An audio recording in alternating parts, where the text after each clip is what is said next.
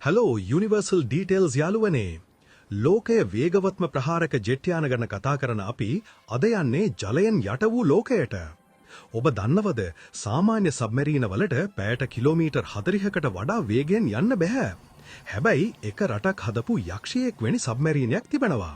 ඒකේ වේගය පැයට කිලෝමීටර් 80ක් පැන්නා. මේක ඇමරිකාවට පවා බරපතල තර්ජනයක් උන්නේ ඇයි? මේ අතිශය වේගවත් සහ නොපෙනෙන සබ්මරීන තාක්ෂණයේ රහස මොකක්ද? අපි අද මේ මිලිටරි කේතය විදින්න යන්නේ.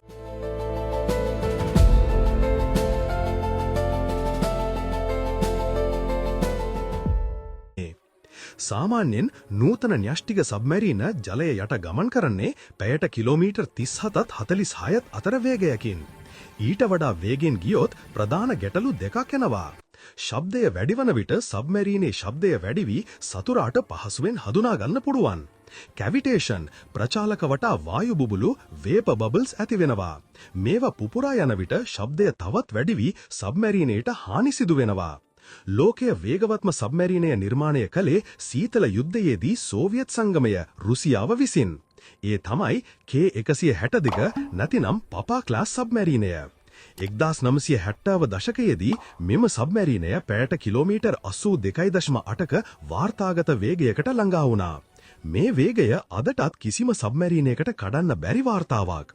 මේ සබ්මරීනයට මේ වේගය ගන්න පුළුවන් උනේ බලවත් න්‍යෂ්ටික ප්‍රතික්‍රියාකාරක දෙකක් සහ ටයිටේනියම් භාවිතයින් සැහැල්ලු බදක් තැනීම නිසා.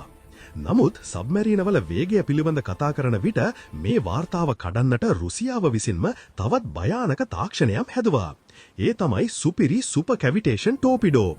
ස්ක්වාල් ලෙස හඳුන්වන මේ ටෝපිඩෝවට එහි හිසෙන් ගෑස් පිට කිරීමෙන් මුළු ටෝපිඩෝවම වායු බුබුලක් තුල ඔතා ගැනීමට පුළුවන්. ජලය තුලින් යන්නේ නැතිව වායුව තුලින් යන නිසා මේකේ වේගය පැයට කිලෝමීටර් 370ක් වගේ විශ්මිත වේගයකට යන්න පුළුවන්.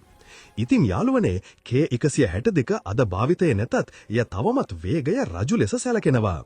නමුත් මේ අතිශය වේගවත් තාක්ෂණයන් අපිට පෙන්වා දෙන්නේ ජලයෙන් යට වූ ලෝකය තවමත් බරපතලම මිලිටරි රහස් දරා සිටින බවයි. වේගයද නැතිනම් සැඟවී සිටීමද සබ්මරීනයක තිබිය යුතු වැදගත්ම දේ කුමක්දයි කොමෙන්ට් කරන්න. මේ වගේම තාක්ෂණික කරුණු ඉතිහාසය සහ ඇමේසිං ෆැක්ට්ස් ගැන තවත් වීඩියෝස් බලන්න යුනිවර්සල් ඩීටේල් සබ්ස්ක්‍රයිබ් කරන්න. සුබ දවසක්.